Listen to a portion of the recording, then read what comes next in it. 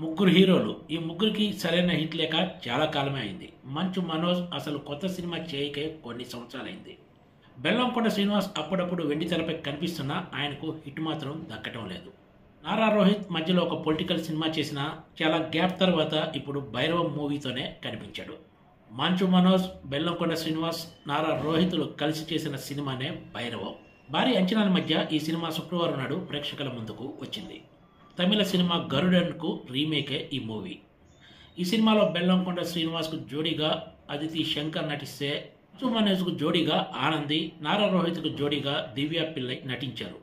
ఇక cinema story విషయానికి వస్తే, అప్పటి వరకు ఎవరి కన్ను పడని దేవాలయ భూములపై ఒక మంత్రి కన్ను పడుతుంది. ఆ భూమి విలువ ఏకంగా 1000 కోట్ల రూపాయలు ఉండటంతో ఎలాగైనా సరే తన అధికారాన్ని అడ్డం పెట్టుకుని ఈ భూమిని చేజిక్కించుకోవడం కోసం మంత్రి ప్రయత్నం చేస్తాడు. అయితే ఈ వారాహి అమ్మవారి భూములను, నగలను ఈ దేవాదాయ ధర్మకర్తలుగా ఉన్న మంచు మనోజ్ ఫ్యామిలీ, మంచు మనోజ్ స్నేహితుడైన నారా రోహితులు వీటిని కంటికి రెప్పలా కాపాడుతూ వస్తుంటారు. అయితే ఈ దేవుడి మాన్యం భూములను దక్కించుకునేందుకు మంత్రి ఈ స్నేహితుల మధ్య కూడా చిచ్చు పెడతాడు. మంచు మనోజ్కు భారీ ఎత్తున డబ్బులు ఆఫర్ చేసి తనకు ఈ భూమికి సంబంధించిన పత్రాలు ఇవ్వాల్సిందిగా కోరుతాడు. అయితే దీన్ని నారా రోహిత్ తీవ్రంగా వ్యతిరేకిస్తాడు. దీంతో స్నేహితుల మధ్య విభేదాలు తలెత్తుతాయి. ఇవి ఎన్ని మలుపులు తిరుగుతాయో వెండి తెరపై చూడాల్సిందే. మరి 1000 కోట్ల రూపాయలు విలువ చేసే ఈ దేవుడి మాన్యం భూములను మంత్రి దక్కించుకున్నారా? ఈ విషయంలో మంత్రికి సహకరించేందుకు ప్రయత్నించిన వ్యక్తి ఎవరు? స్నేహితుల మధ్య తలెత్తిన విభేదాలు ఇటువైపు దారితీశాయన్నదే ఈ భైరవం మూవీ. అనాథైన బెల్లంకొండ శ్రీనివాస్ కూడా వీళ్ళిద్దరితోనే కుటుంబ సభ్యుల్లా కలిసిపోతాడు. దేవుడి గూడికి చెందిన భూములు, నగల వ్యవహారాలతో గతంలో చాలా సినిమాలే వచ్చాయి.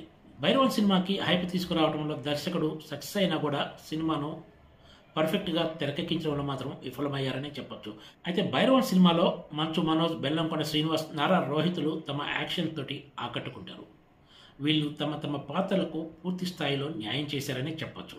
సెకండ్ హాఫ్లో అయితే బెల్లంకొండ శ్రీనివాస్ నటన కొన్నిసార్లు ప్రేక్షకులను విశేషంగా ఆకట్టుకుంటుంది. బెల్లంకొండ శ్రీనివాస్, అదితి శంకర్ల లవ్ ట్రాక్ పెద్దగా సక్సెస్ అవ్వలేదని చెప్పొచ్చు. ఈ సినిమాలో వెన్నెల కిషోర్ పాత్ర పరిమితమైనా కూడా ఉన్నంతలో నవ్విస్తాడు తన భాషా ప్రావీణ్యం ద్వారా. యాక్షన్ పరంగా ముగ్గురు హీరోలు శక్తివంతమైన పాత్రలో వెండి తెరపై హంగామా చేస్తారు. అయితే కథలో డెప్త్ లేకపోవడంతో ప్రేక్షకులకు ఇది అంతగా కనెక్ట్ కాలేకపోయిందనే చెప్పొచ్చు. బెల్లంకొండ శ్రీనివాస్ తన నుదిటిన బొట్టు పడిన ప్రతిసారి పూనకంతో చేసే యాక్షన్ ఈ సినిమాకు హైలైట్గా నిలిచింది. పూర్తిస్థాయి యాక్షన్ సినిమాను ఎంజాయ్ చేసే వాళ్లకు ఇది నచ్చుతుంది. అయితే భైరవం సినిమాలో ముగ్గురు హీరోలు చేసిన యాక్షన్ తోటి వీళ్ళకు రాబోయే రోజుల్లో మంచి ఛాన్సులు దక్కే అవకాశం ఉందనే చర్చ సాగుతోంది. Please subscribe TGTV.